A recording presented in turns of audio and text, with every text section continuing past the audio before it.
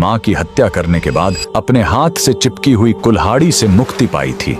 यह कहानी है महान ऋषि जमदग्नि और उनकी पत्नी पतिव्रता रेणुका की। कहते हैं रेणुका हर दिन नदी से कच्चे घड़े में पानी लाती थीं और उनके सतीत्व के बल से वह घड़ा टूटता नहीं था।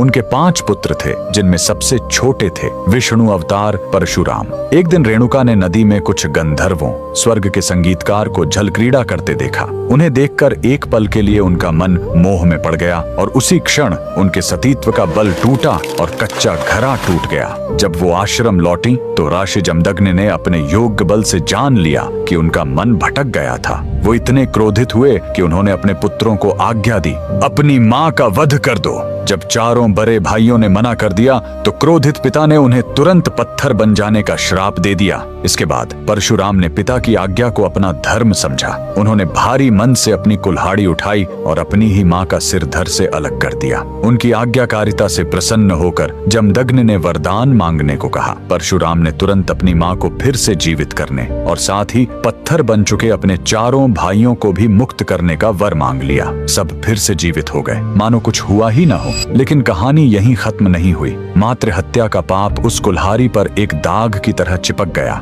और वो उनके हाथ से अलग ही नहीं हो रही थी। उस पाप से मुक्ति पाने के लिए वह दर दर भटकते रहे, लेकिन कोई भी तीर्थ उस कुल्हाड़ी को छुड़ा नहीं सका। अंत में वह पहुंचे पूर्वी हिमालय की लोहित नदी के किनारे और